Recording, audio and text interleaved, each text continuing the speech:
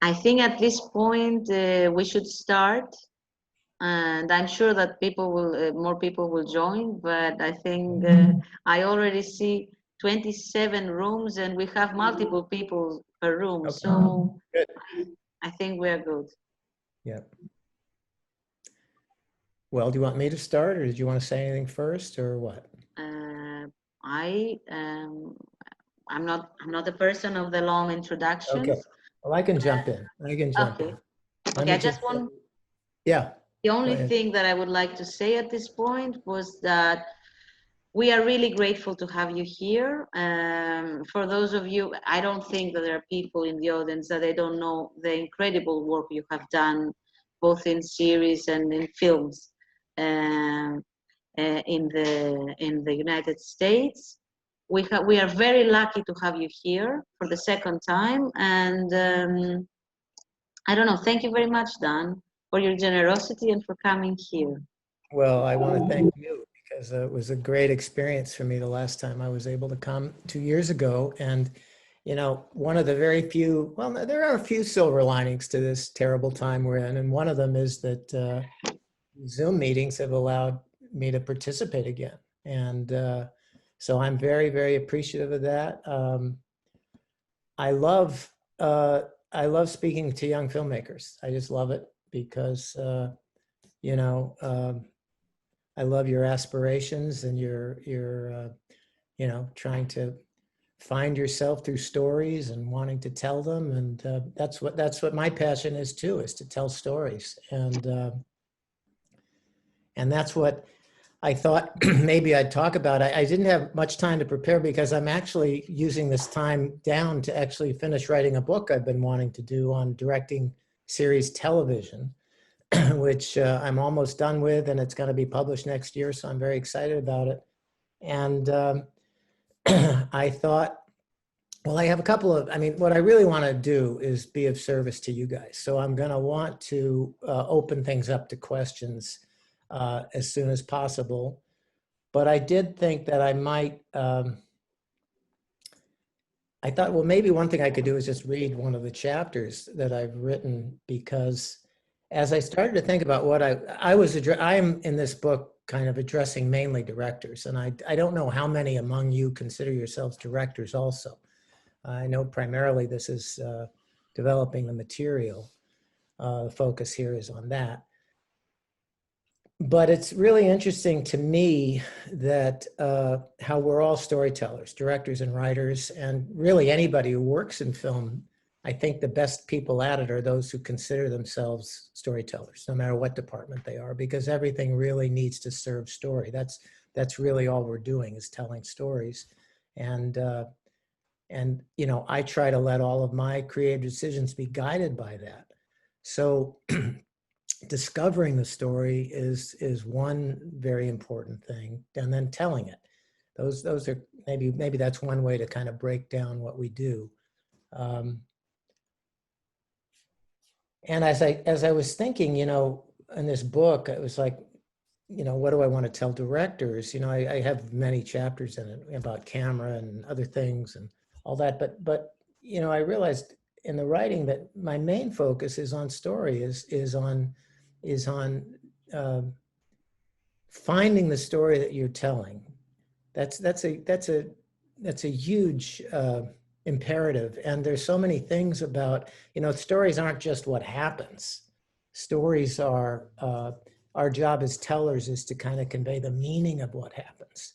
And that's very, very significant and very, very sometimes difficult to pin down and challenging when you're developing material.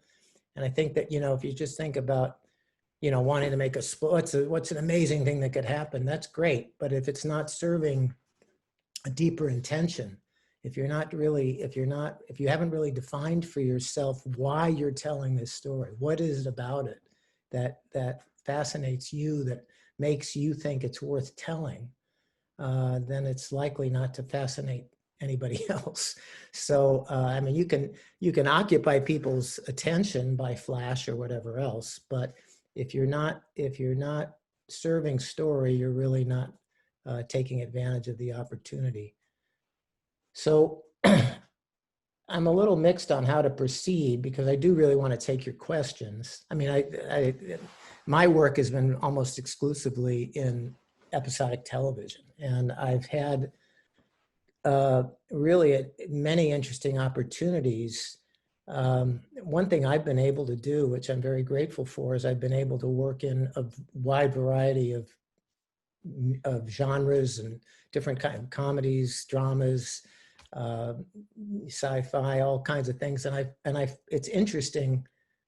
I mean, that can maybe mean you're not good at any one thing, but to me, it's like, I really like moving around because every story to me has its own world, has its own language, has its own sensibility, its own tone. And I personally really love immersing myself in something new because it's a growth opportunity for me. It's a way to fully immerse in something new that I have to then. So interesting.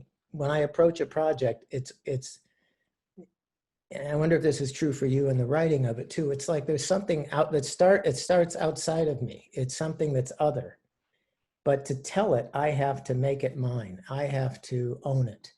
And that's also a really interesting thing we can discuss if you'd like, is, you know, you're developing your own material, but this is such a collaborative art that you're having to kind of surrender it to those who are going to be making it, the director and the actors and all that. You're providing, you know, the touchstone, the material itself, but it has to be interpreted. You know, there's no such thing as just filming the script. That would be just, you know, one of the phrases, if I wind up reading this chapter, it's like, you know, that would just be a book. That would just be photos of words on a page. It all has to come alive. So it all has to be filtered through other sensibilities. The director primarily, but the director has to do the same thing. Is dependent on what performances, you know, you're able to get from your actors, and they're bringing themselves to it. So one thing I've always been intrigued by is how, you know, the history of humanity is kind of start with this whole oral tradition. Obviously, Greece is the home of many of, you know, Homeric epic tales, things, but also all of mythology, all of fairy tales. They all tend to be, been handed down through thousands of years of telling, and they kind of, when they come to us now, they have a kind of mythic archetypal resonance because so many hands have touched it that the deepest layers of the psyche are kind of reflected in it. And it's kind of interesting to me how film has some similarity to that because there's so many hands touching it. There's so many people contributing, you know, to what the final project is. You guys will start writing something, and hopefully you've done a deep dive into your own psyches and have really discovered something that you want to tell, that has involved discovery on your part. That's what I was fortunate to be on Nisyros 2 years ago, and I know that the workshops are really, really deep explorations into kind of asking you all to really, you know, ask yourselves, why do I want to tell this story? Why do I think it's worthy of telling? And you have to, you know, the best stories really involve your own really making some personal discoveries and your own, not necessarily knowing everything about why you're drawn to something, but in the course of developing it, finding new insights. And, you know, you're going to hand it off ultimately to other people to do it. And hopefully they're all doing the same thing, but connected to a vision, which you're really providing at the beginning of it. In my work in episodic television, it's very interesting because, you know, the kind of the superstars of series television are the creators, the showrunners. You know, they're the people that get the most notoriety. You know, the David Chases who created The Sopranos, or, you know, the Vince Gilligans who did Breaking Bad, or, you know, these are the superstars. But the visiting director, which is primarily what I've done, you know, we come into a show that we have to serve the vision of the showrunner. And a lot of us work in anonymity. You know, I'm always amazed when anybody knows who I am, because it's like I'm just coming in usually to shows that exist. It might be the second season.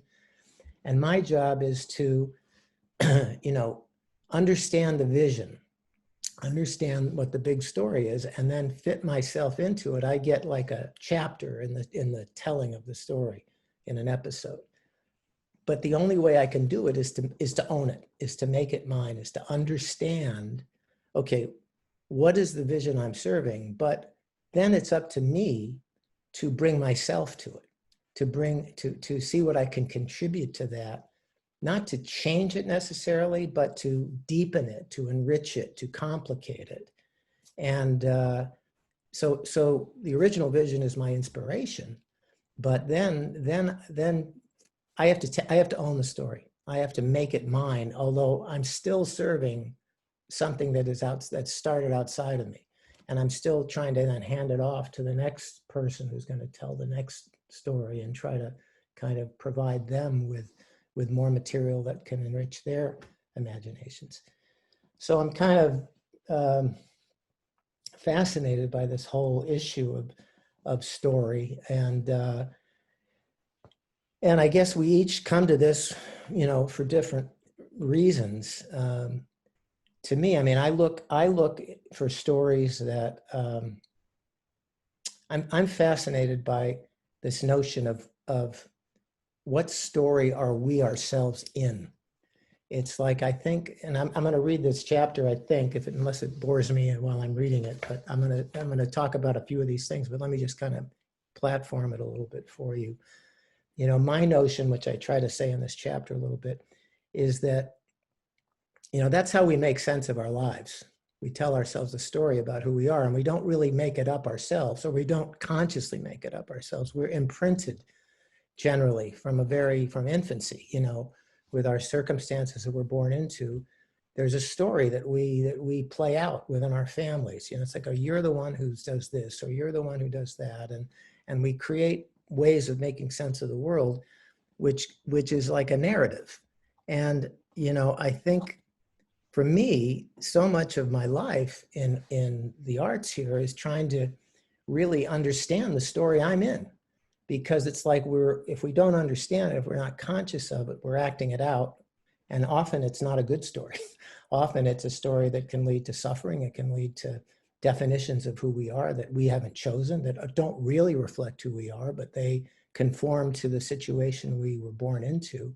And so that storytelling gives us an opportunity to find ourselves within a story, and maybe to become a little more conscious of what stories we're in, and maybe give us the opportunity to rewrite those stories, to kind of conceive of ourselves in different ways, to see how characters in a story might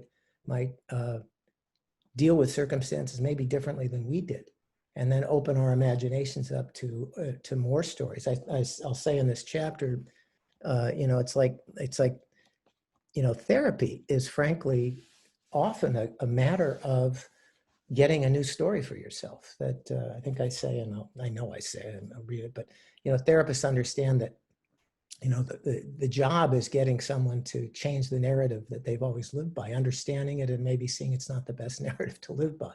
Maybe that we all know, everybody, you hear people talk about, oh, I never get a good break, or I'm never good enough, or these are all statements we make that are self-fulfilling prophecies, but what they really are is just stories we've told ourselves. And the fascinating thing to me is that we depend on a narrative to know who we are, and we want to know who we are. So it's very difficult to sacrifice a story, because at least lets us know that we're somebody, and that it's more frightening to give up the story of who we are, even if it's a negative story. Instead, what's more frightening is facing a void of not having any story at all, because then you're nobody. So there's this funny way in which we're narrative creatures. We want stories. We desperately want to learn. That's one thing that I'll just say for a second here that is interesting. This pandemic is so unfortunate in so many ways. I mean, I was pulled off a job in March. I don't know when I'll ever get back to it. You guys are fortunate in that you don't have a crazy person running your country, and that you seem to have, I don't know where you all are, but the United States has no leadership, and it's chaotic. And so the virus is going crazy. So I don't know when it'll be safe to resume filming. Fortunately, in some other places, you know, Eleni was just telling me Greece has kind of started up again. And it's worrisome. It's very worrisome. But the thing that I think we have going for us, I'm particularly sympathetic to people in your situation who are starting careers and trying to get, you know, like these projects off the ground, and when will they be able to be made?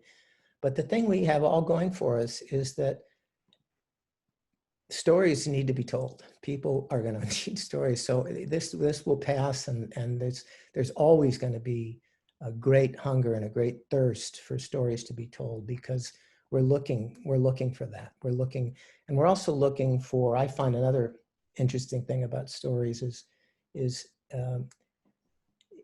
not every story, we're fascinated by other stories that aren't ours, because you know, one of my biases when I look at stories and when I try to figure out how to tell the story is though a story might start as something that's foreign to me when I'm approaching it in my prep and all that, my job is to somehow find myself within it. And that's not to say to find my story in it, but to find what I notice in myself, what my bias is when I approach stories, is I look for ways in which some truth is able to emerge. Something that was hidden is made visible. Something, you know, an understanding is achieved from going through the experience of watching the story. And often what the understanding results in my experience, what I'm drawn to, is to see our commonality, to see what we share, to see a kind of universality in something that might not have started as we understood as universal. So that, you know, if you're seeing characters that you feel no familiarity with doing behavior that just seems, you know, beyond the pale, that you can't at all identify with, to me, a good story, and this is not to say every story, I'm just sharing with you what my bias is. To me, the stories work best when at the end of the experience, you see yourself in that person. That started out, you didn't see yourself in it. Because you see, even though that person or that story was dealing with entirely different circumstances, entirely different problems, at some point it opens up to common humanity. Oh, I see how that happened. I see how that's possible in human experience. I see how, if I were in those circumstances, I might have felt that way. It's a deepening. So that's kind of one of the things I look for in trying to make sense of stories. So I didn't plan any of this. I don't know where I've been going with this talk, but I've done a lot of different shows. I'm happy to talk to you all about anything you might want to talk about. But now that I've kind of given you a little bit of, how are we doing on time? We're fine. And by the way, there's no, well, anyway, I was thinking I could start by starting to read this chapter, because it was a chapter, even though the book is on directing, the chapter is on story. And I didn't want to just go right into it, because, you know, reading is very different from reading something. I've noticed as I thought about, well, I'll read this. It's a very different experience. You know, when you read something, you can pause, you can read it again. How is that? You know, it doesn't necessarily land right away. But I think I'll start trying to read this, just because it'll give us something more to talk about. And if you get real bored, you can raise your hand. And if I see enough hands raised, I'll stop reading. No, so far it's wonderful, Okay. the things that you say, and it's really, really, really, really nice. What you told about the humanity of the story, it was, you know, it really was deep, so profound. So Thank you, Eleni. And there's a couple of things that I do. I like there's some things I'd like to read here. So let me just do that. I may not get through the whole thing. I may, who knows? But go ahead. We're looking forward. okay, so this is again, remember, my audience is directors primarily, but I think it really applies to writers as well, because we have this mutual responsibility to tell the story. So here's what I wrote. As the director of an episode of television, you are in the position of being the storyteller. The script, while crucial, of course, and a constant touchstone, is interpreted and made to come alive through the ways it is realized. It's true that in taking the reins of an episode, it is the showrunner's vision you serve, and he or she will doubtless have specific ideas about how the material works as a story. But in many senses, the script is a fleshless blueprint. There's no such thing as simply filming the script. That would be pictures of words on a page. The felt experience of an episode comes from a wide variety of elements, and that's true of anything, a feature or, limited series. Not merely the written dialogue. It is the result of all the ways you, as the director, have chosen to present the material, which includes, among many other things, the performances you're able to elicit from your actors, the pacing of those performances, the framing of the camera, what exactly it sees, and all the contributions from the various departments which will seek your input and approval. You will determine all the shots for a particular scene, as well as how the show will first be edited and presented to the producers. As director, you are charged with interpreting the story and presenting it moment to moment, focusing the audience's attention exactly where you want it to be to keep them curious and involved. With all that responsibility, how is one to know the right thing to do? Unless you are connected to a vision, an understanding of the story you are telling, and just as importantly, unless you are connected by caring about it, you will have a much harder time trusting yourself with each creative decision. You certainly won't always know with certainty that a given choice is the right one, but you will have a better chance relying on your intuition if you have thought long and hard about the threads you are following. That can be more complicated than most people probably think. A story is more than simply what happens. You are charged with conveying the meaning of what happens, directing the audience to what is significant, fleshing out the characters and enriching the audience's experience of the story on levels you will have great power to influence. In my experience, only by defining the story in a way that excites you to tell it can you access your own deeper resources to make fresh discoveries possible. Your excitement will carry the audience to richer experiences of each moment and make one love story, for example, land more deeply for them than another. You shouldn't be shy about asking the writers or showrunner about anything for which you need more clarity. Chances are they have thought harder and longer than you have about how the story works and what it's about at a deeper level, less obvious levels of character and meaning. But ultimately, it matters less how connected they are to the story than that you find your own connection to it. Perhaps it will exactly mirror theirs, but it has to become your own. You cannot tell it well if you do not own it. Storytelling itself is as old as the human species. Stories are revered in every culture. People have gathered around fires to hear tales or sat in amphitheaters in Greece, watching dramas for longer than recorded history because there is a hunger for stories deep within our psyches that may be nearly as important to us as the instinct to survive. We need stories. They are fundamental to the way we see ourselves, the way we structure our experience, the meaning we attribute to our lives. I think most good therapists know that changing a patient's idea or story of who they are is probably 90% of the healing process. We are so driven by narrative and the need to have coherence in our lives that we would rather live out a bad story than face the void of having no story at all. Our audience comes to us with a great desire for story, a desire to feel enlivened, to feel less alone, and maybe even feel better able to make their own way through the world. It's really a great responsibility we've undertaken as storytellers, as well as an incredible opportunity to affect the deepest levels of the psyche.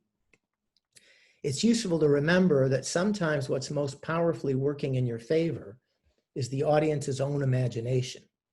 They may be easily impressed, but unless they're engaged, their experience and our effect on them is probably superficial. While I'm very grateful for all the advances in computer-enhanced imagery as a tool for effective storytelling, I think it's important to remember that these new tools may very well overwhelm the imagination of our audience, when the real goal should be to activate it. That is why I'm generally impatient with directing that calls attention to itself or tells the audience what to feel or provides too much information in an effort to make the point. Points made are less significant than points arrived at by the viewers themselves. This is why I cling to the notion that I must at every turn ask myself, how does this make me feel? With this as my guide, I can know how a particular choice will likely affect the viewer and whether or not it will position him or her to arrive at the emotions or insights I feel the material is capable of evoking. This is critical if our goal is to awaken the viewer to a deeper experience of life and of themselves, which I believe can only occur if we approach the work with the same intention for ourselves. It is my belief that all of us are in a story. Some of us are aware of the stories we tell ourselves and are aware that they are stories, and others assume their story is reality. For most of us, stories tell us who we are. We develop a narrative about our lives, usually based on past experience, and cling to it desperately, even if it defines us as deficient, left out, or needing to be rescued by someone else. Some are fortunate that their stories empower them, defining them as capable and ready for a challenge. But the point I'm making is that we inhabit stories to know who we are, or to think we know who we are, even if that story leads to pain and suffering for ourselves or for those we've defined as the other. The best storytelling hooks the viewer into feeling he or she is a partner in the telling, so that the viewer's own experience and expectations can be utilized for deeper impact. That's, I think, a really key point at all levels of this, certainly in the writing of it too. There is an incredible moment in the film Witness, I hope you've seen that movie, directed by Peter Weir, which illustrates this beautifully. The story centers on an Amish community and its refusal to engage in physical violence. Throughout the movie, Amish characters uphold their cherished value of turning the other cheek. The patriarch of the heroine's family maintains that even when it seems that physical retaliation is the only way to deal with attack, there is always another way. Harrison Ford, playing hard-nosed and pugnacious Philadelphia cop John Book, convalesces in the community so he can recover from gunshot wounds suffered while protecting a young Amish boy who had been witness to a crime. The community elders, as well as the child's mother, Rachel, played by Kelly McGillis, insist that Book surrender his handgun while he is living with them. When the dirty policemen who were behind the crime show up to capture and probably kill both Book and the boy, Rachel and her father are held hostage at gunpoint, so Book will surrender. The patriarch sees the child witness hiding just out of sight of the captors and makes a gesture to the boy, opening and closing his fist. It went like this, kind of like this. Opening and closing his fist. I think most viewers assumed, as I had, that the patriarch is signaling the only action that makes apparent sense. Go get the handgun. It is our only option. As the scene unfolds and the dirty cops parade Book towards the police car, the community bell begins to clang loudly. This was what the elder was telling the young boy to do. Grab hold of the rope of the community bell and ring it. The entire town converges on the square, confronting the cops with the impossible choice of having to kill everyone if they're going to take John Book. What was startling to me was to recognize my own unconscious bias that only violence could solve certain problems. And I had superimposed that onto the story being told. The elder believed in a different narrative, better and more humane. So what I like about that story is it just shows how you're if you can be clever, you trip a story that is likely in your audience to give them the opportunity to then reevaluate it, to see it was a story they told, because it wasn't the story of the movie in this case. I went, oh yeah, of course you need violence for certain situations. And the story, surprised me because it showed something else. So it acquainted me with a narrative, a belief I simply hadn't questioned. As directors, and I'd say for writers too, I think it's important to know the stories we struggle with inside ourselves. Unless we identify them, we may be bringing them to bear on tales that want to go in different directions. We might miss the ways a particular narrative differs from our own, or perhaps challenges us in ways we unconsciously avoid. The playwright and screenwriter Robert Anderson wrote a wrenching play about a father-son relationship entitled I Never Sang for My Father. I don't believe the movie adaptation did it justice, but the stage version was very powerful.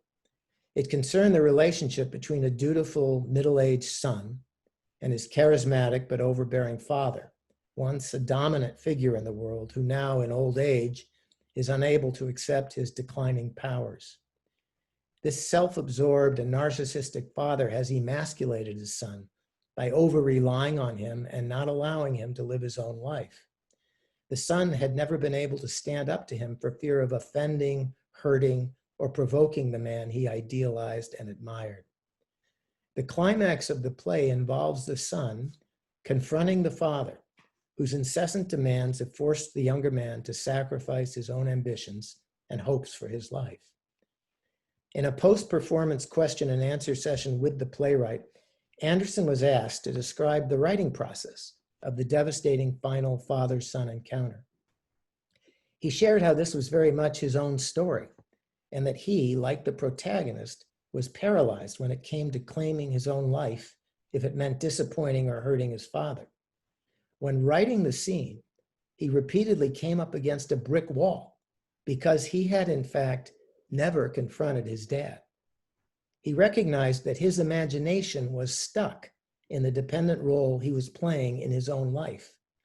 He came to the conclusion that the only way to write something authentic and true to what the story required was to have that encounter himself with his real-life father. This he did, and he transcribed the exchange almost verbatim, creating a tremendously powerful theatrical experience, full of catharsis and self-realization. Because of a commitment to pursue the story wherever it led, he was able to overcome a lifetime of fear and self-protection. For Anderson to have his creative breakthrough, he had to consciously become aware of the personal story he was living out, which was that he would be undone if he ever confronted his own father. Seeing how his personal narrative was compromising his artistic effort empowered him to choose to serve the story he was writing and to find the courage to challenge the self-limiting story of his own life. As directors, we, like Anderson, will find richer, more honest and revealing creative solutions to the story challenges we face if we truly know our own narratives and are willing to set them aside. If we objectively notice connections between issues from our lives and those in the tale we are telling, we might be able to apply our own understandings to enrich the meaning of the episode. The more we deepen our experience of who we are, the more we are likely to bring insight and depth to our work, giving each story more truth and the sense of life. I'm going to stop there. It's only half the chapter, but I'm tired of hearing my voice read. But I think that I love that last story. I was actually in the hall when he did this. This was in the 1980s when I was trying to be an actor. And I was so struck by that. And I think it's really, a lesson, a teaching moment for all of us, writers and directors, that, if you become aware that I think the best stories, the best writing really involve that kind of adventurous willingness to explore yourself, to face something you didn't really want to face.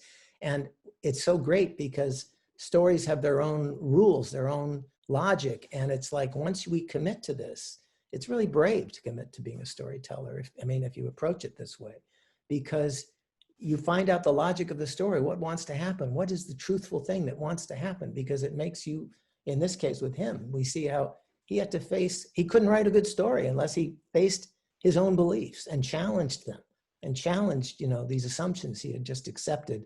I couldn't possibly confront my father. It would undo me if I did it. And he was stuck with a bad play. He was stuck with an inauthentic last scene. And the only way he could know how to write that was to really put himself in those circumstances. He was fortunate that his father was still alive and he could have the scene. Many of us are in a situation with the people that we are still frightened of in our imaginations are no longer there. And then we have to really make an imaginative exploration. But that's what's so exciting to me about what we get to do here. And, we if we're courageous enough and we're committed enough and we want to both understand ourselves and understand the characters that are coming through us, because we're wanting to, then we have something we can really share with other human beings. And I think when you do that, the audience, the viewers, they sense it, they sense this honest confrontation. And I really believe what I think I said earlier, that, we have to be ruthlessly honest with ourselves to tell good stories, because ultimately, I mean, that's not to say you can't be successful. A lot of all these like procedural dramas that are made are often just about good guys and bad guys. And, it can be satisfying in a certain way if you placate comforting beliefs people want to have about how simple life really is. And it isn't that way, but the really great television shows that, are being made in the last, 20 years, it's like, there's nuance, there's complexity, there's the sense of truth of human characters. So I've thrown a lot at you. I'm willing to talk about anything you like, your own process, series television, anything you like. So Eleni, shall we just kind of open it up to some questions? Of course, Dan, whatever you feel like it. I am sure that the people, especially maybe the ones who are doing serials, or I don't know, they have tons of questions to. Yeah, I mean, it can be anything at all. It doesn't have to be about series TV. I mean, it's like, I regard an episode as really a little film, and it's like each one I, approach with the same sense of possibility. So, so go ahead, whoever wants to jump in. Okay. I see Nuria wants to have a question. Nuria, shoot. Thanks. Well, thanks so much, Dan. That's amazing, and it's such a pleasure to have you here to give us this lecture. My question is, based on your past experience as a director and TV series, what advice would you give to the creators and the showrunners to make your life easier as a director and to help you to own the show?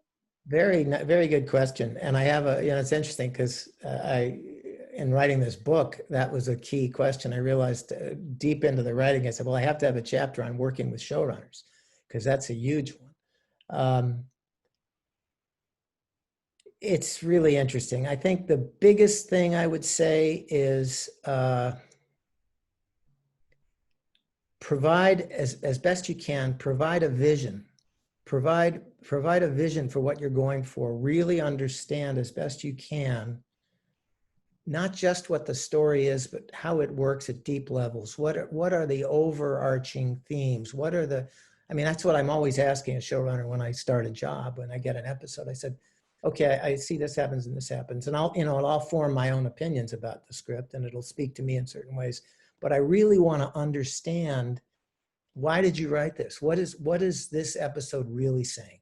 What is its real focus? What is its point of view? It's like, what is going on subtextually? I want to know everything I can, because that will feed me in the telling. That'll feed my creativity to blossom, oh, I see, we're really focusing on this theme that because the best writing really involves subtext, as I hope most of you know. It's like it mimics real life, and in real life, characters don't generally speak their truth because they may not even be conscious of it. And if they are conscious of it, they may be guarding it. So, communication happens very obliquely and sometimes without words and sometimes with looks and all that. So the subtext is deeply important. So I really rely on hearing from the showrunner and the writer of the episode. Sometimes it's the same person, as best they can, to fill in for me everything they were hoping to communicate, every bit of subtext, every deeper theme. So that's helpful. Having a vision that you can communicate is really important.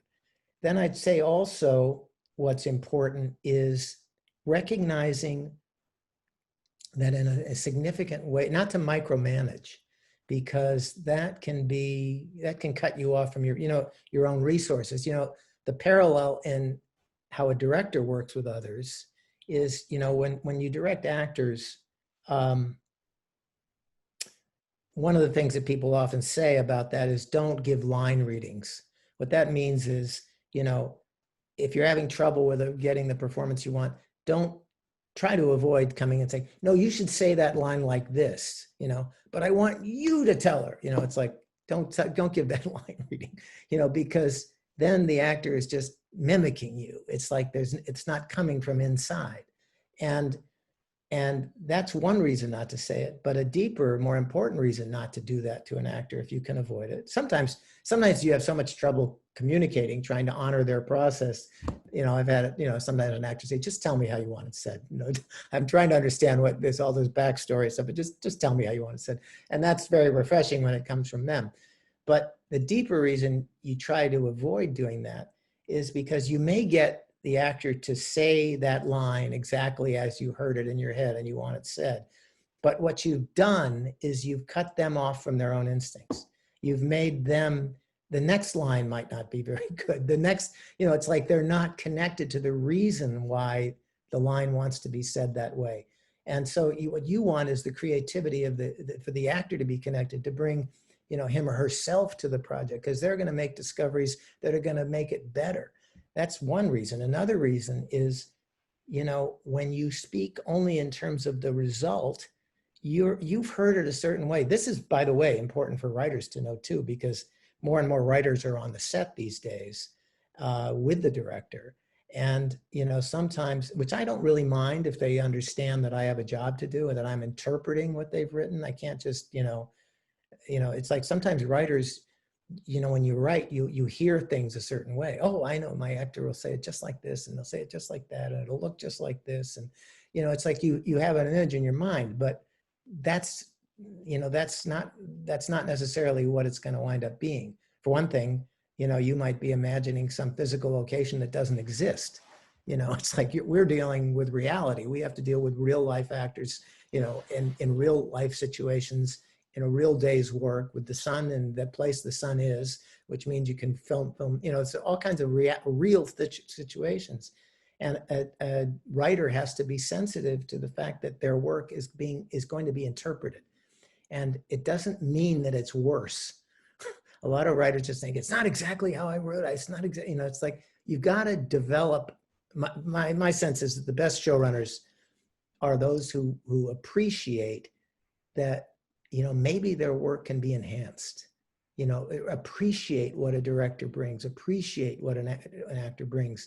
So that, like, going back to that analogy with the director directing actors, another reason it's not a great idea to give the line reading is, you know, you hear it a certain way because you want a certain meaning conveyed, but that's not to say that that's the only way to convey a meaning and that it has to be in that form.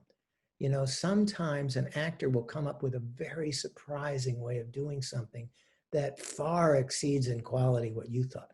You know, it's like it can mean, you know, it's like, who knows? I mean, it's like you may think this moment has to be so big and emotional and it's gotta just grab you by the throat and I want and an actor may surprise you with something that is so muted and understated and brings you to tears because there's so much feeling in it.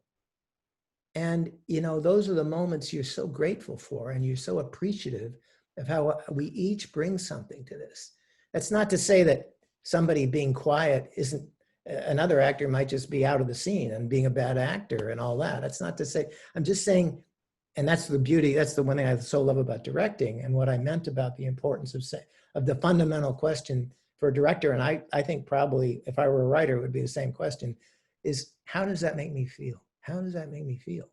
So it's like when I see a performance, it's like if I find myself bored at a certain moment, okay. And that's what I mean about self-knowledge and self-awareness. It's like you really got to be mindful. I mean, a meditation practice is a great idea, I think, for any of us, because as much as it can bring us into contact with our own responses to things, our own sense of A, truthfulness, B, you know, authenticity, and C, is this serving the story I'm telling? This is interesting, but is it contributing to this thing we're creating that is serving the story? If it's a distraction, it might be very compelling and interesting, but if it's taking you away from what you're trying to guide the audience through, then you may have to change it. You say, I'm sorry, it's a beautiful moment you had, but the scene, the focus of the scene here isn't your character. It's this other character. You at this point, your reaction has to point the audience to what's happening with this person. It can't distract us into following your character's story, because that's not what we're focused on. You know, those are all the things that you have to be aware of in directing and in writing. So let me see. So respecting what the director can bring.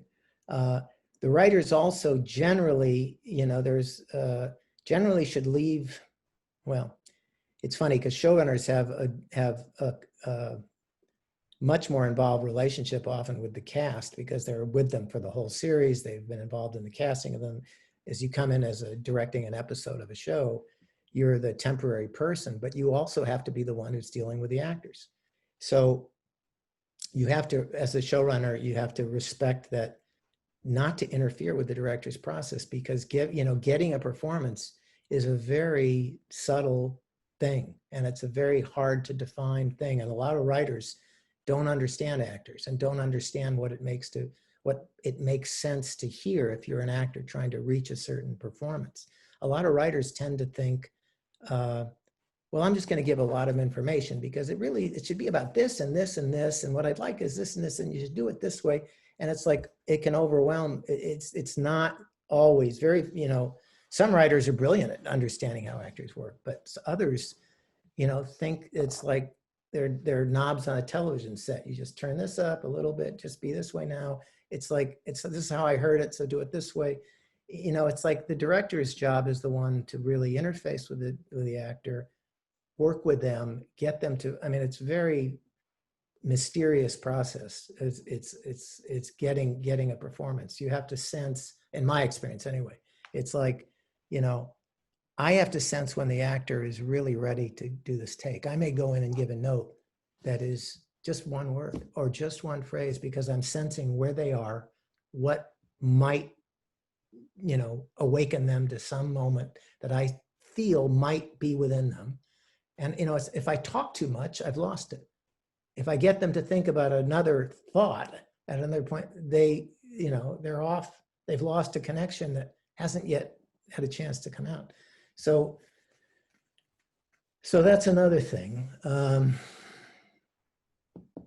the other, but I do think showrunners, you need to take, you know, what I'd say those are the main points. I really like to feel like a showrunner knows the vision of this, knows what he or she is really hoping that the show is about, what it's dealing with, and gives those, you know, charged with interpreting it and translating it an opportunity to work. That's, I guess, what I'd say about that. Thank you so much. You're welcome. Who else dares? Thank you, Dan.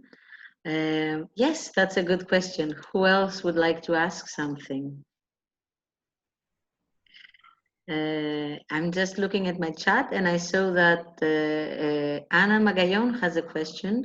And all of you, if you feel like asking something, but you're not really sure how to phrase it, you can write it in a message. That would be wonderful.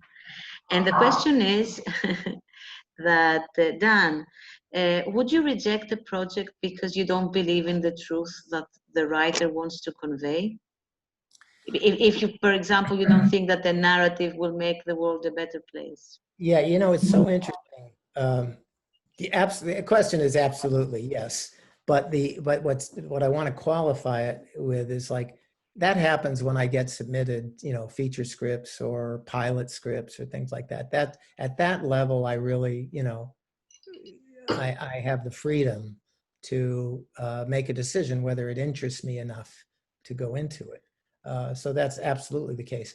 But what I so love about what I do, what I get to do, is often that I don't have that as a choice, because what's so wonderful, and I love it. I mean, it's like I take a job on a series, and now I'll reject certain series because I think it's not an interesting series to me.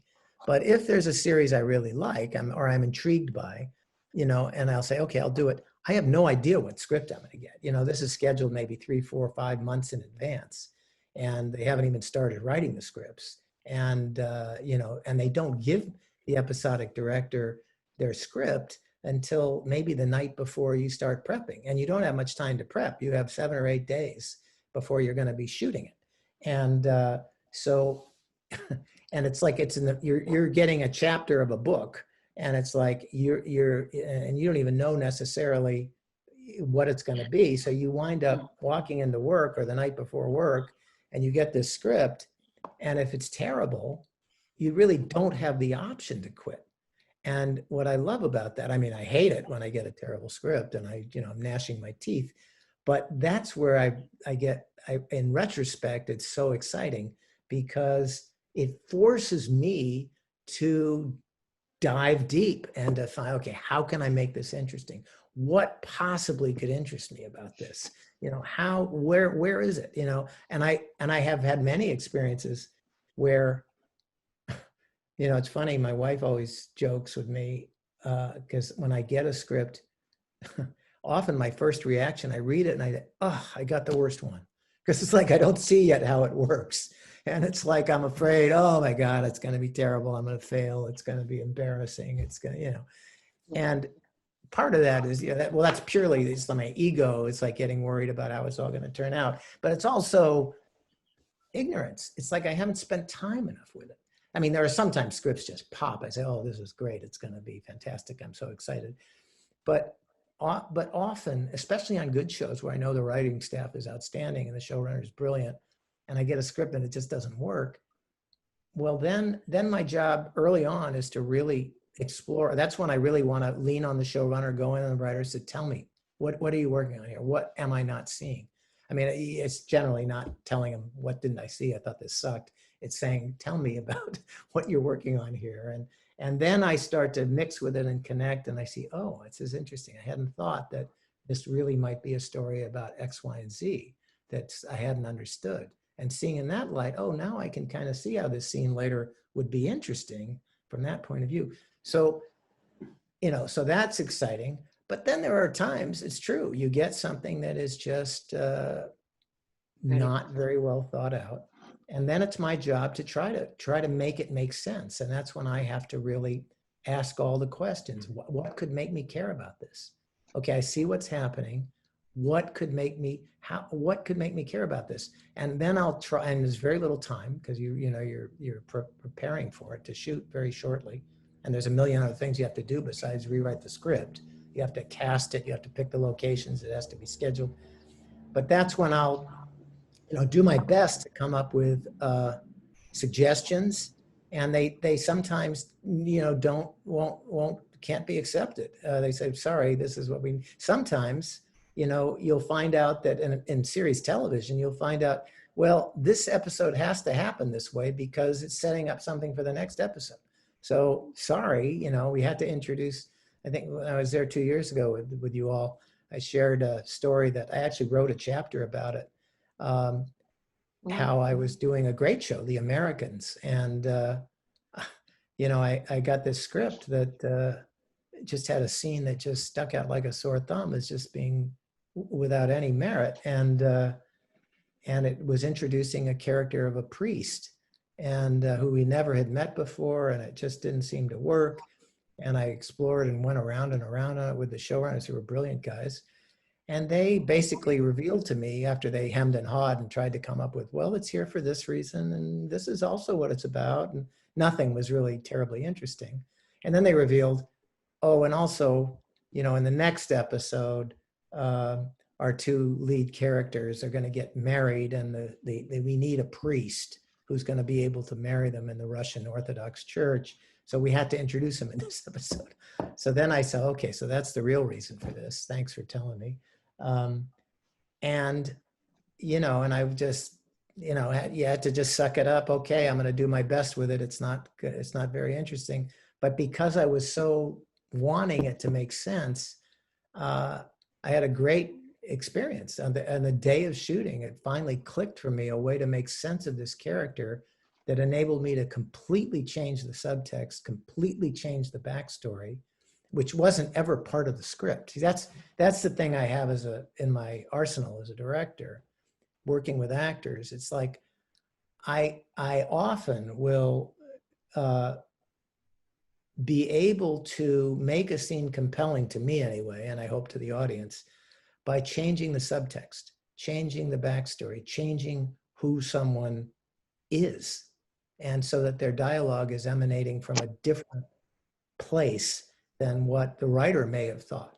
And what was interesting to me in that story, in that instance too, was, and this has happened to me before too, is I'm so fascinated by this collaborative creative process, because I wound up finding a whole other way to play this priest and play the lead character in the show, Matthew Rhys's character, which did not depend on changing one word of dialogue.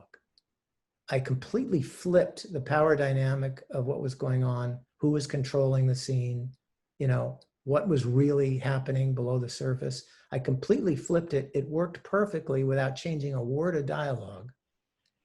And what fascinates me about it is the writers had no idea of this. They were struggling to tell me, to justify, well, it could be about this, it could be about that, the priest is this way, and nothing was working.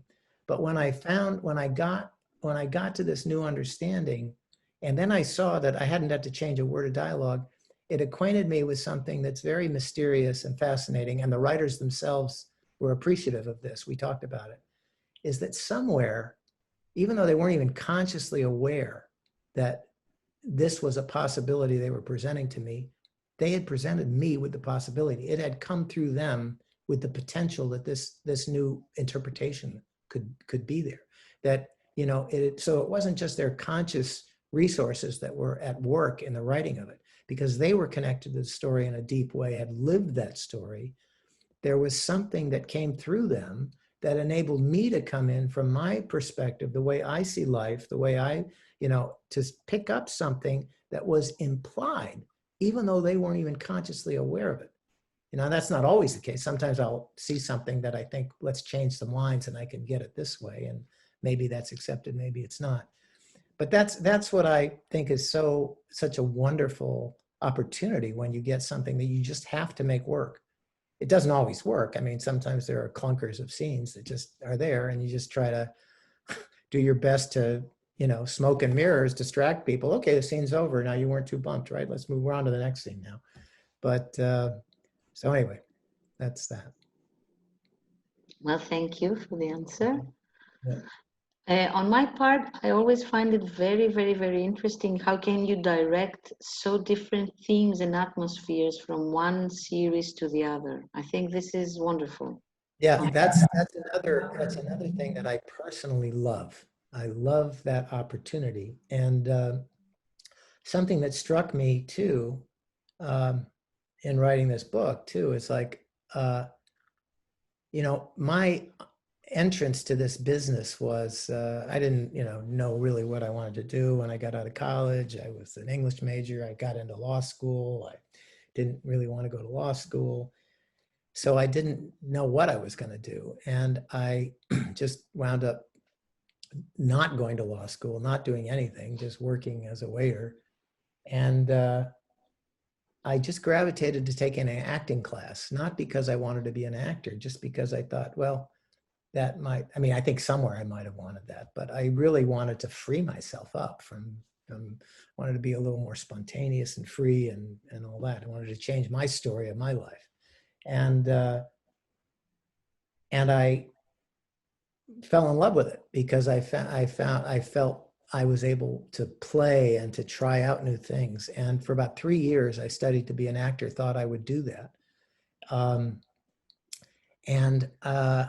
I was okay at it so long as I was already in the mood that a scene required me to be in. I was good at understanding what a scenes could be about and maybe deeper levels of content, what the thematic concerns were, but I wasn't so good at being able to shift my internal experience to perform the role. Like if I wasn't really feeling very, very happy with myself and the role required me to be a carefree and, ebullient person, it's like it was painful because I was stuck with, you know, my own constrictions within myself.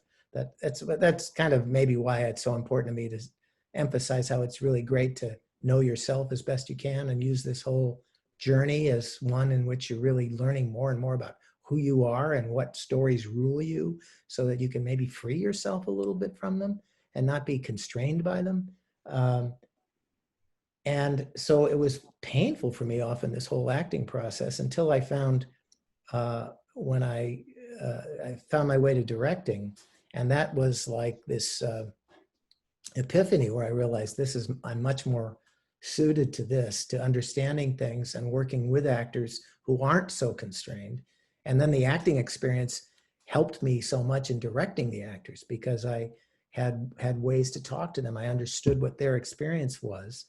And I, you know, but what I grew to understand in the process of writing this book is my work, for me, this is not true of all directors, but for me, it's rather like an actor's experience of having to come in and play a different role. It's like you get thrown in, okay, find yourself in this. These are the situations now. This is the world you're in. These are the imaginary circumstances. You have to, you know, in improv companies, they have improvisational companies, there's a rule that is a great one, which is, you know, I don't know how many of you have seen, I just always am dazzled when you go see an improv company and they take suggestions from the audience and they say, we're going to do a story, tell us anything. And then they have partners on stage and someone will throw up something like, they say, okay, I just came from the supermarket and I got the, you know, the crate of oranges you asked for. And then you're acting with them and you say, okay, you have to say yes to whatever comes up and absorb that into your experience. And then come up with something logical from that. So you have to kind of say yes to whatever comes up to you.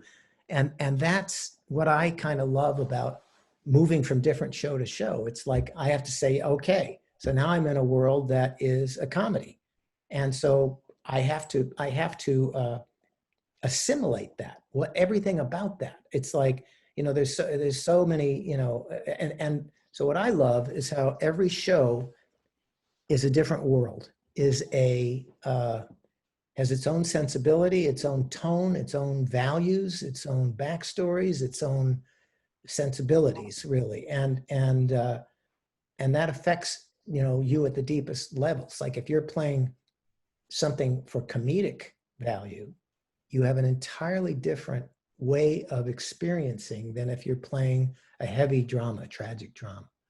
It's like, and it's interesting how some actors who are very good at dramatic things are not good at comedy. They're just, there's a kind of heavy, you know, whereas in comedy, you have to just connect to it in a totally different way. Like the stakes are very different. You know, there's a kind of the human comedy. You have to be aware of that. And it's like, whereas interestingly, I find more often actors who are good at comedy are generally more likely to be able to play serious things. It doesn't always work the other way around. So what I love, and this is just me personally, it's certainly not true. I mean, there are some people I'm sure are motivated by a real driving vision that they want to realize. And maybe those are the ones who are the auteurs in film, I don't know. But you know, that's their drive to really explore a certain way of being. My drive is to let go and to find myself in something new and to discover what can spontaneously arrive. So I really I'm drawn to things that start out as foreign to me, as other than, so that when I see a show that I don't know, that compels me for some reason, just seems like that is fantastic, and I have no idea how it's done, I'm scared but excited to do it, because I know for me to tell the story, I have to so fully immerse, I have to make it mine so I can speak it in my voice. Mm-hmm. It's not my voice yet, but I have to make it my voice. And it's a kind of a way of expanding. Last season, I did a show that, I don't know if it travels well, if those of you around the world have seen it, but it's a very unique and idiosyncratic show, The Marvelous Mrs Maisel. I don't know if you guys have seen that one, but it's unlike any show I've ever seen. And you know, it's just snappy comedy and fast and long extended master shots that have these comedic reveals and all these things. And it's like, it's dazzling. You know, I watch it as the consumer and I think, oh my God, how do they do that? And I got an opportunity to direct one and it's like, I hope I can do that. But I, you know, and it's like, but I knew it was a challenge. I knew I would have to learn how to do it because of my own fear of failure. I was going to make sure it worked, but I had to do everything, you know, I knew I would be dragged along to I would really grow from the result of doing it. That's what I love. Well, that's really nice and interesting. Yeah. So people, don't be scared. It's not so often that we have the chance to be able to really learn from such a big experience on the matter.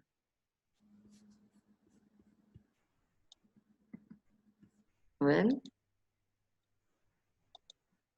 I think you dazzled them, Dan. Now I think Nisyros, I saw you were trying to raise your hand at one point. Is that right or no? Maybe I missed it. All right. Okay. How about any particular issues some of you are struggling with in terms of what you're looking for in this this experience at MFI? I mean, what are you hoping for to get here? What are the things you're concerned about, excited about? I'd like to hear that. I had a question. It's kind of partly been answered. Hi, so I'm in a dark room. There you go. It's partly been answered, but I was wondering, in a show where you come in, do you often watch previous episodes to kind of see how the actors act and how much leeway? I understand you can change some lines if they let you, but how much kind of room do you have to, if you know you're going to do 5 episodes, to start pushing a character to play a little bit different if you think you can make that performance better? Yeah, those are great questions. First of all, rarely does a guest director do 5 episodes. It's like you're usually hired for 1. Now they do things where they sometimes have block shooting where you do 2. You know, and I've been a producer on shows too, where I've done many more during the season. But when in working as this guest director, I find it absolutely critically important to watch previous episodes because for a lot of reasons. The first is, you know, I recognize I'm entering a world that's not mine. I have to totally honor the conventions and the world and the rules that have been established, not just to be able to tell the story well in my terms, but also to appreciate the audience's expectations. Because if you're not aware of how your audience is approaching the work, you can't rely on having any certainty about how they're going to respond to what you're doing. It's like if they are expecting to receive information in a certain way, in a certain tone, and you deviate from that, that's how they will experience it, as a deviation, not just like you're starting with a blank slate and they're going to say, oh, I see that camera worked in that way, and how does that affect me? They're going to see it as a change. If a character starts acting differently than how they've been acting before, there's going to be a bump. They're going to say, what happened to that character? Did I miss something? Is that, you know, it's going to, and it's like the audience's attention is so critical, because if you lose their attention, you know, to me, the metaphor I often have is that when I'm telling a story, directing a show, it's like I'm holding a thread, and it's like it's like a line. It's like, when do you pull it taut? When do you relax it a little bit? When do you know? It's like it's a fine moment-to-moment discrimination that needs to be made about where the viewer is at every moment. I would think this is true in writing too. I mean, you know, when you're reading your own work and you're saying, where am I left here? And it's like this is something else I did want to say, that part of directing and writing is to be simultaneously the creator of it, but also the audience. Thank you. That it's like a part of my brain is always being the audience, so that you know, often for example, this is a little off your question, I'll get back to it, but often scenes that maybe are beautifully written, moments that are beautifully rendered, might not land. And you might think it's because there's something wrong with the scene. And often I find it's not the scene that's the problem. It's the context that is missing. It's like, I often have to remind myself as a director in the storytelling, it's like, I know a lot more about the story than the audience does. And if I don't acquaint the audience with what I need them to know to understand a certain point, when that point arrives and it's delivered and they don't understand it, it may have nothing to do with how well that moment was played. It may have to do with, oh, they didn't have the information that I already had in my head because I know the whole story. They didn't have the information that they needed to appreciate what just happened. So, so that's why I'm saying always, it's always good. There's many moments I have to keep stopping. Now, wait, what is the audience's experience? What just happened? And that extends to when you enter a show and they've had, 3 seasons of experiences with characters. So that's one really important reason. The second goes to this thing about, I like to refer to it as the language of a show. It's like, and that includes many things. What is the sensibility of the show? What are the rhythms of the show? What are the tones of the show? What kind of events happen? Are there often, very surprising moments of, it's like, is that something audience is always kind of expecting might happen? Or is it just generally what's the visual style? Is it not a very cutty show? Do things play in masters or is it very, adrenalinized and like long lensy and quick cutting and all that? Is that how they're used to watching things? Because, I have to fully immerse in that. So I now know the language of the show, know all the cues, all the language. So that, and the way I like to think of it is a language. Every new show has its language. My job is not to mimic that language. My job is to absorb it. So then I can rely on my instincts, and I know I'm going to speak that language in my voice. I'm going to perceive that way. I'm going to start to it has to be absorbed by me to know how things tend to work. And then my instincts kick in. It's like, okay, these are the rules. Now the story I want to tell feels like they want to come through this way. So that's another reason it's absolutely critical to watch as many shows as I can, read as many scripts. Like if I am going to join a 8th episode, like, I don't know if you guys watch the show Billions. I took a job on that this season. It's in its 5th season. And it was the show that got interrupted. I was in March, I was in New York prepping it. And I'm doing the 9th episode of the season. Well, they only finished 7. I had done 2 days of prep when the virus pandemic hit. And so everything was delayed. I don't know if I'll get back to it or not. But, so it was the 9th episode. So I, wanted to see all the scripts. I watched the whole 4th season. Ideally you can watch everything, but that's not realistic. But I'll tend to at least want to watch the season before. And then the episodes leading up to mine, I'll want to see cuts of if they haven't aired yet. I want to read all those scripts. And I also want to talk to the writers about what's going to happen next, because I want to reverse engineer things to help the story going forward. I want to see, I might have ways to plant certain things in my episode that are going to assist in that contextualizing for the next one, So that's important. And then the last thing I'll say about that is it's very important in terms of directing actors, because one of the really interesting challenges of being a guest director is you're coming in to be kind of the boss on a show. It's like, who are you? And it's like they've been doing this show forever. You're coming in on maybe your first day that they're meeting you, and you're going to tell them, no, I don't think you should play it this way. I think you should play it that way. They're thinking, who the hell are you? It's like, I know my character. Do you know my character? And so often, it's a really important thing to develop trust right away. And to not come in and saying, I'm going to reinvent the wheel here. You have to honor what has come forward. You have to respect your collaborators. And I found that often one of the best ways to develop trust quickly is when I give a note to an actor to be able to reference past episodes.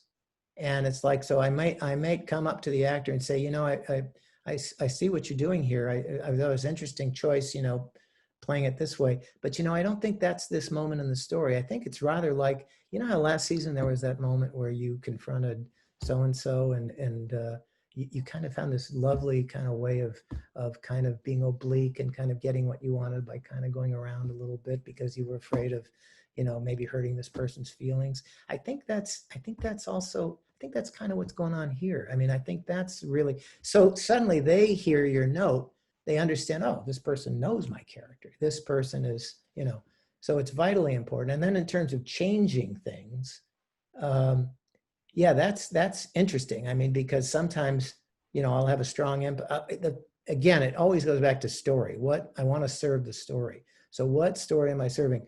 The overarching story of the series is one story.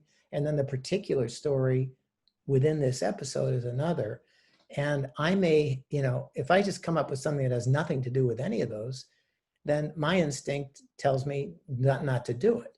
But if I, you know, and sometimes I'll have to say to the showrunner, you know, I'll ask about it and maybe they'll say, no, we can't do that. That's not our show, possibly. Or I can justify it and the showrunner says yes. But it has to be done mindfully. It has to be done with an awareness of what preceded. So you're not just coming in and thinking, I'm going to direct my show. It's not your show. You have to take ownership. You have to take responsibility for it, but you're serving a greater whole. Thank you very much. Thank you. Well, thank you. I guess we all have to learn from that in all types of works, and it's really nice to not behave like you own the world. So, another question, or is it? Yeah. Yes. Hi, Dan. Hi. Thanks for all these interesting points that you and your experience is it's very valuable. And I wanted to ask. You said that you mentioned that, but maybe if you can elaborate on when do you go ahead with a pilot? Like, apart, I mean, in the script and the, you know, what are the elements that will make you go ahead to shoot a pilot? Because I understand that there's some risk involved. Yeah. Pilots are a whole different thing. And I must say, I've only done 3 of them. I have not had great experiences on them. I really admire people who do them well. I tend to, for whatever reason, I tend to be drawn to, I like having givens to react to. I like having certain things that I can then bounce around within and find myself. But a pilot is, you're starting from square one. And that's, some of the difficulties with pilots is there's so many hands in on it. There's the network is concerned, the show is concerned, the writer is, and everybody is like chiming in with it can be very distracting, but it's a lot more like developing a feature. It's a lot more like a one-off. You have much more freedom to kind of make a lot more creative contributions. Sometimes, depending on how powerful the people are who've created it, they'll be prescriptive more. But pilots are really, and you generally, again, you're serving story, but you have much more freedom to influence things going forward, to change things at the get-go. I mean, when you come into the show that already exists, they've been established and you have to work within them. The pilots are, you know, have the chance for a lot more collaboration between the showrunner and the writer, showrunner, and the director. It's not to say the director is going to have necessarily any more success at changing things, but often, you know, well, you guys know as writers, you know, when you're still in the process, when it hasn't been committed to film, you might entertain some new idea that might improve your project. And so a director has an opportunity to do that. The director also in the pilot is the one that is going to establish the original look of the show, the visuals of it. You know, when you come into a show that already exists, you have to honor those. It's like, you know, the way they photograph things, the way they frame things, the way they, you know, choreograph. That has already been established. So if you're going to change that, it's going to be experienced as that, as a deviation. The pilot, you have much more ability to establish the original vision. I'd say those are the things that jump out right now. It's interesting when you go back to see shows that have been successful, often the pilots have been changed a lot. That the show doesn't resemble the pilot so much as it goes on, it evolves over time, which is the result of both the writers and the directors who come in, maybe influencing something, changing it from the original conception, which might not have been as thoroughly realized as it might have been. But those are the things that come to mind. Yeah. Thank you, Dan, once again. Does anybody wants to ask something else? Hello. Can I ask something? Michael, did you have something? Thank you very much. Your work. I can't hear very well. The voice, Michael, the voice is very low. Can you hear me? Yeah, that's Perfect. All right. Thank you very much. You have dozens of my favorite shows. Amazing quality of your work, like Entourage, like The Wire, like dozens of them. Thank you.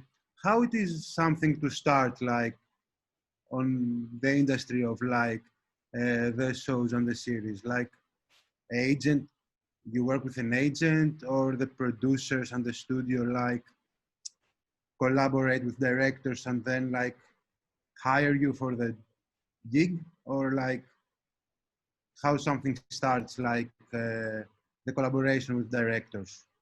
You mean, is the question how do you get hired for the shows? Yeah, and how it start like. Yeah, starting is a big challenge for episodic directors because I mean, you know, at a certain point, it became much easier for me because I had a body of work that people said, oh, okay, Dan can do a job, so we can hire him. But, you know, there's so much insecurity in the film business, and understandably, and the television business, because the stakes are high, and when you turn it over to a director, you're really, you know, subject to what they're going to do with it. And getting started is particularly challenging because in some ways it's easier to get started, I believe, as a feature film director than as a television director, because a feature, you know, has a lot more margin for error. It's longer in prep, it's longer in shooting things. You generally have time to reshoot stuff. Television shows, there's no time to reshoot. I mean, except, you know, when you get, it's like, and it's like, it's so fast to shoot. It's like, you know, these high-end television shows, you know,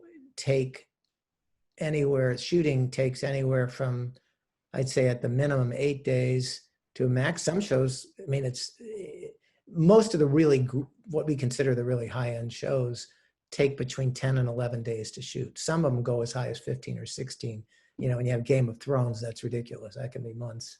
But, you know, but you only have, say, 8 or 9 or 10 days to shoot something that's an hour of material, as opposed to a feature film where you might have 10 weeks to shoot, you know, 90 minutes.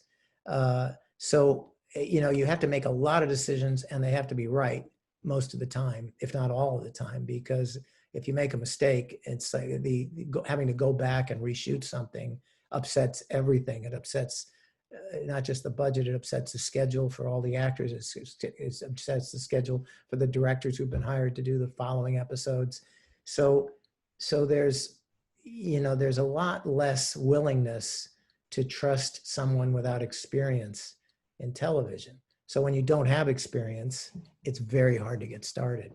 That's just, you know, one of the things I've done is I mentor a lot of young directors, and I was aware that that this is a difficult gap. So I can't do it very often, but 3 times anyway, I've done it where I've told someone that some director I want to see get a chance, I would supervise, and I would be with them, and that's got its own challenges because you don't want to look like you're directing. It's like they have to be the one directing, but it gave certain producers a willingness to take a chance on minimize their risk a little bit. They know that I could help them through difficult spots or having to think on their feet if they had to and not come up with something, that I would be there to help them with that. So that's one thing, but getting hired for each show is different. It's like, the obvious thing is people are, if they're familiar with their work, if your work, so that, they know, and I've been fortunate to do some high profile shows. So they'll say, oh, okay, let's call Dan's agent for this, see if he's interested. But that doesn't always happen. And it's like, and so I often am seeing a show that really interests me. They may not know anything about who I am or have a stable of directors they're already comfortable working with. So I'll ask my agent to make an approach, and then they'll, pitch me. And if it goes well, I might get, called for an interview and we'll talk about it. That's another way.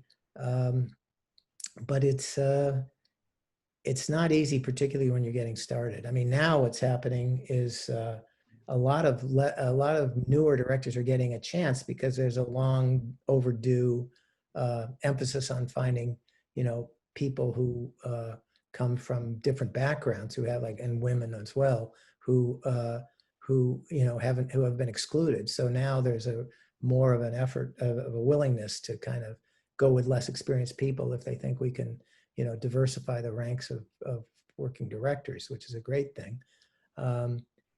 But it's a challenge. And I don't really have an easy answer for you to tell you how it all works. Do you think now it's the golden age for television shows? Like, it's now the age, like, Yeah, they have... yeah, I think absolutely. And it was, there was an original golden age that they referred to was in the 50s, when there was all that great live television with Sid Caesar's Show of Shows and the Honeymooners and things like that. I don't know how much this has traveled internationally, but those were huge shows in the United States. And then there was a kind of leaden age, I guess, in the 60s and 70s, with a lot of just formulaic television shows shot pedestrianly, and networks that needed to get great numbers of people watching, so they'd always appeal to the lowest common denominators and not wanting to spend money, and shot uninterestingly. And then around the mid 90s to the late 90s, better shows started evolving, and it's continued right now. And I think, a lot of people have talked about why that happened, how that happened. I think that one of the simplest ways to explain it is the advent of cable television. I had been directing throughout the 90s, and I was there at the time when The Sopranos started, and I was hired to do the first episode after the pilot on The Sopranos, and that really was, it was a revelation to me what you could do, what was available to me as a storyteller on that show, because what cable afforded was a different business model. It wasn't like providing content between the commercials, where the networks, would kind of get their money from the commercial or sponsors. Cable was getting its money from subscribers, did not require as many people watching to be considered a hit, could appeal to a smaller wedge of the audience, and so could take more risks and could tell stories that had more nuance and edge. And The Sopranos came along and blew everybody away. And then other HBO shows, which I was also fortunate to work on. 6 Feet Under developed, Deadwood developed, and they all shared in this willingness to really be kind of like a novel in their approaches, not have to tell story and be serialized, not have to have a beginning, middle, and end in every episode. Good guy catches bad guy goes to jail. No, they could let the story seep over the whole season, and they weren't subject as well to what we call standards and practices in the US, where it's like on network shows, you couldn't show nudity, you couldn't use bad language, which meant most people were seeing things that didn't reflect their real experience. But in cable, suddenly you were able to see, oh my God, that's more like life, and that's more interesting, and so that evolved, and it's just taken off. The genie's out of the bottle now. I think it's continued. It's like now it's almost disturbing how many shows there are, at least before the pandemic. I mean, it got up to, there were over 500 series being made. And it used to be, I don't know, under 100 easily for networks, probably under 50. And now there's 500, which is great for all of us working for work. But yes, it's very much a golden age. Thank you very much. Yeah. Thank you, Dan, again. That's lovely to hear. So, people, does anybody else wants to ask something? Are they done? Or we can just call it a day. I really enjoyed Or it. we can just call it a day, because it has been a very, very, very, very lovely masterclass here today. I just want to say how excited I am for all of you, because having witnessed what goes into these workshops and how exciting it is when you are all getting together with each other and have wonderful instructors to really ask you to really honestly confront your material and consider, every aspect of it. It's very creative process, and I saw the projects come together so beautifully, and I'm sure, it wasn't easy for you all to get accepted to this. It was a stiff competition, I'm sure. And I'm going to look forward to seeing the results of it. I'm going to watch all your presentations as well. So, I really wish you luck, and I really wish I was there with you. Those of you who are at Nisyros, what a beautiful place. And those of you who aren't, I commiserate and hope you're staying safe. Well, thank you very much for this.